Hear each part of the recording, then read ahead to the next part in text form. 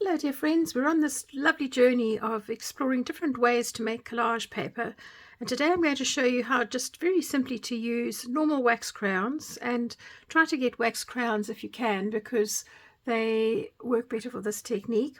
And we're going to be using some acrylic paints, and you'll see that most of them are opaque except for the yellow, which is semi-opaque. Opaque just means that they've got a block out quality, and one color put on top of another will mask the one largely that's underneath, depending on how thickly you put the paint. So I'm going to start off by just drawing some random little designs here, not worrying too much about how uniform they are. Remember, these are collage papers, so you're going to be chopping them up and using them in different projects, but it's a lovely way just to relax. So I've done that one in white. I'll show you some just now that I've done in other colors.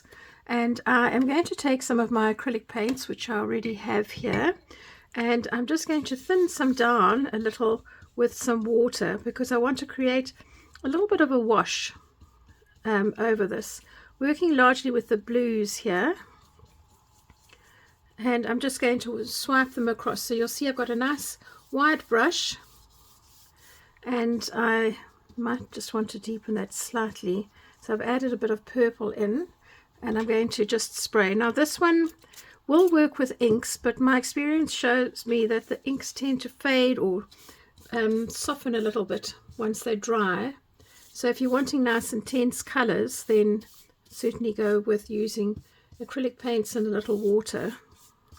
Just keeping your paints nice and liquid so that you'll actually get this covering. And you can see that these are very scrawly patterns that I've done.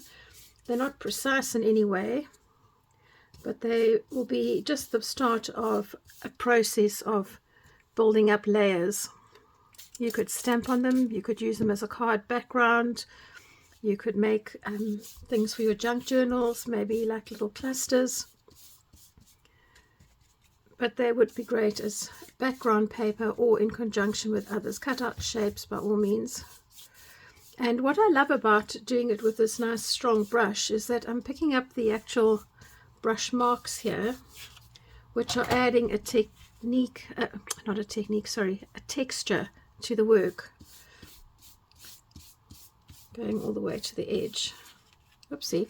So the paper will soften because of the water in the paint, and it'll dry quite a lot brighter once the paper goes back to being nice and white. So we'll set this one aside. I'm leaving some of the whites in between because I like the contrast there. I'm just going to move that out the way. Then I'm going to take one that I've done with green crayon, and I'm going to take some of my yellow and mix it with a bit of the blue that I have, because I would like to have more green values. And I'm using a sort of a lemony yellow because it gives me quite nice colors. I think I'm going to brush with the line of the crayons. Oh, yummy, look at that.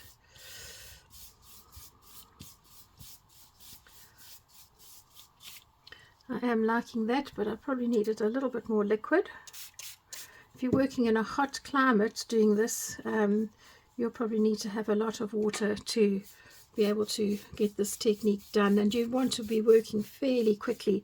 I know when I was back home in South Africa, I was fortunate. I had a lovely big sunroom and I could do my painty papers in the cool of the evening with a lovely view, watching the squirrels and the birds, and it wasn't too hot at that stage,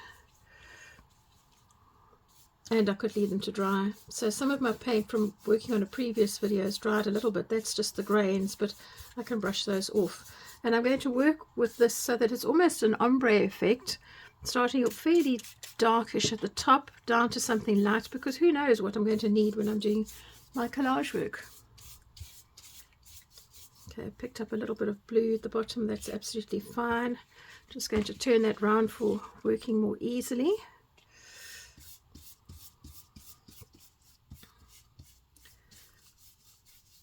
And there we have it. So because I used green crayon here, you're not going to notice initially that that's very strong, but it has given you kind of a ripple in what would otherwise be sort of straightish lines. So let's pop that aside. Now, what have I got here? Also watery things here. So I think I'm going to take a little bit more of my blue, and you don't know what's coming, do you? But I had a glimpse. So this one I've done using white wax crayon, and I'm going to take my blue and some yellow and mix that together, again working more with greens. And by changing my brush strokes and just doing swirls, I will be able to kind of mirror a little bit of what's going on underneath. If your paints are too thick, you're going to cover up all the work that you've done with the crayons. But just keep in mind what design you have underneath, if you can remember and if you can still see it.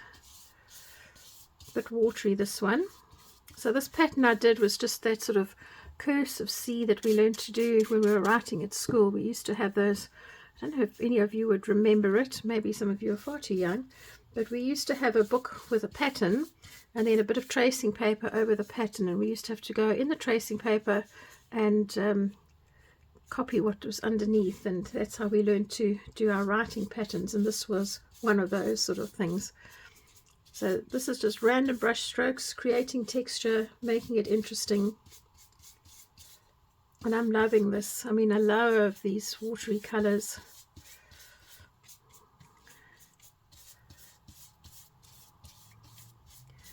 Love that.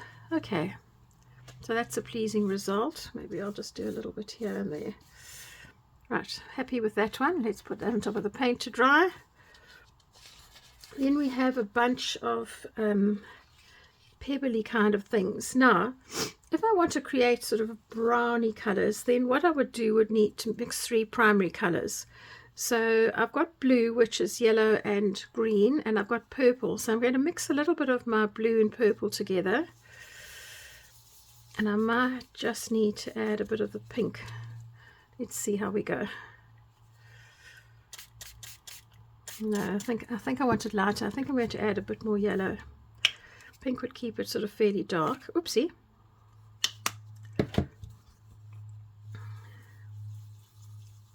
Yeah, so creating a slightly more neutral color. So when you're playing with your colors like this, if you're mixing a color and you notice that, for instance, this one is too green, remember green is blue and yellow, so you want to add the 3rd primary in, which would be your red value, and by adding a little bit of pink, I can change that. So I'm quite happy with that color. I'm just going to thin it down.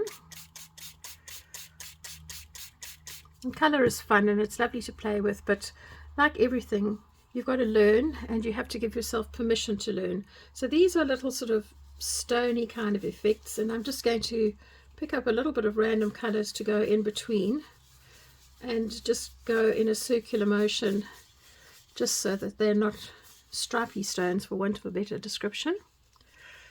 A bit more yellow in some spots.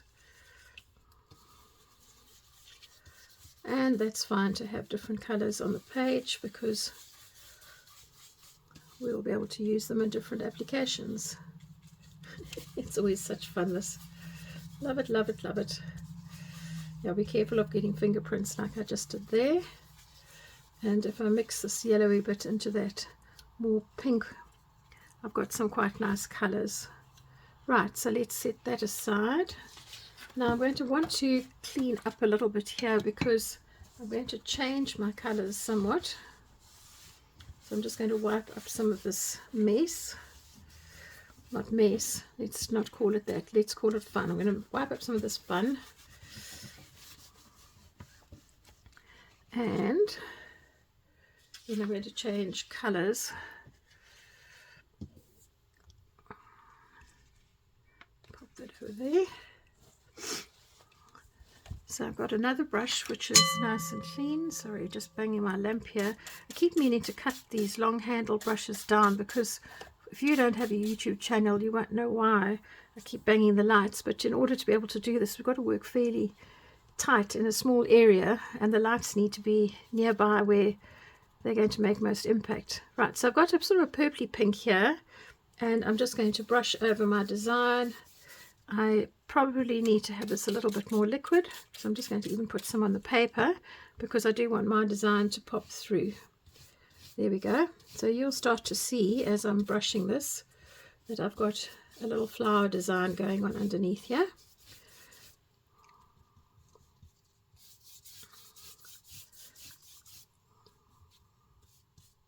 can't tell you. It's just a joyful experience doing all of this.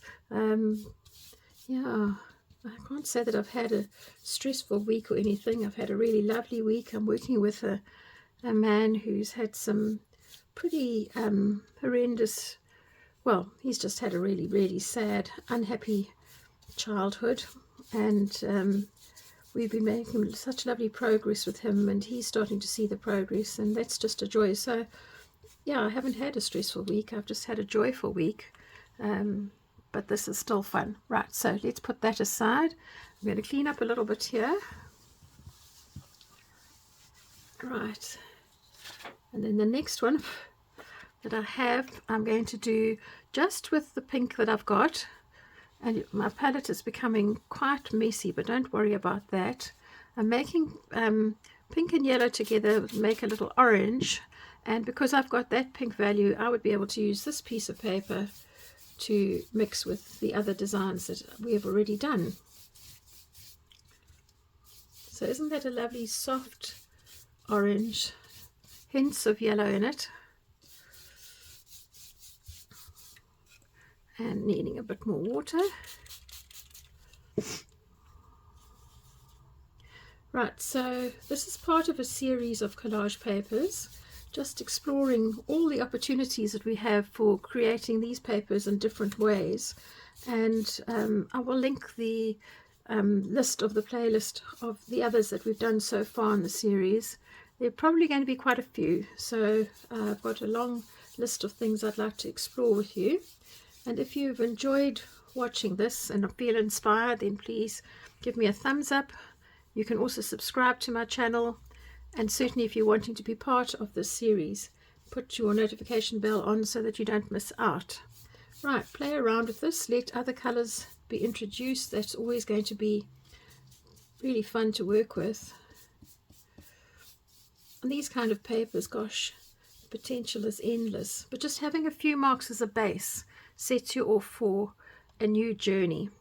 So let's put that one aside, and then I've just got one, oh no, I've got two more. Haha, I've been really busy this morning. Right, so this one is more sort of almost like a lemon design. So I'm going to use the orangey color that I've got, but add a little bit more of the yellow into it. And my palette is getting quite wet here, but that's okay.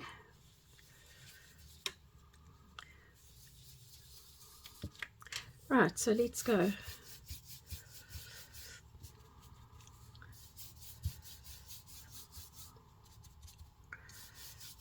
The designs that I've done in the crayon might not be to your liking. That's absolutely fine. You can personalize those. You can be quite formal. You could actually draw a whole scene in crayon and then just do a wash over them. So if doing this as a collage medium has not something that you would consider, you're just wanting to have a bit of fun, you could do this lovely design maybe of a seascape or a landscape in wax crayon and then just do a wash of color over it. But for our purposes, lovely colors that will work together, nice and vibrant. I do like color, I must say. I do like color. When I was back home in South Africa, it was really easy to wear quite strong colors because the light was so strong there that any bright colors looked kind of normal. It's a bit different here in the UK because the light is softer, and yeah, I do still wear bright colors, but yeah, I've softened mine, I must say, quite a bit. One of my most favorite things back home was the shweshwe fabric, which is a fabric that's been printed in a particular way, and it has just these glorious colors, and yeah, I really loved that. So my little spritz bottle is running dry, so I'm just going to use mostly pinkies colors here with a little bit of that orange, and I'm just going to do a squiggle down here. Yeah, so the shweshwe colors are just absolutely glorious, and we used to make lovely skirts out of those. But there are lovely patterns here on fabric. I must say, I love the ones with the wildlife images and the botanicals. They're really beautiful. All right, let's get a bit more pink in.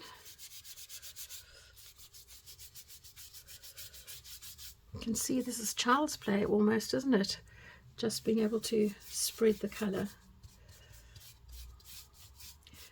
And the crayon, which was once very much in the foreground, you can see has been pushed back and the paint color is more dominant. You could, however, do this in the reverse. You could do the painted background first and leave it to dry, and then do the crayon on top. That would give you a stronger crayon image. And you could still, once this is dry, work on this on the top if you wanted to. You could come in and maybe color the hearts so they're more solid colors. Right, so we're nearly done. And then I'm going to let these paints dry because the paper will become more, it's quite translucent at the moment, and it's going to get white again, and then the colors will be stronger. So I'll show you that. I hope you've had fun with me. That you go and get some papers out and have fun of your own. Right, that's going to be that. If you have paint left over like this and you're worried about it, oh my goodness, just take a piece of paper and just smush it in there. You'll get something that you can use out of it. Right, so for now, let this dry and I'll be back in a few minutes.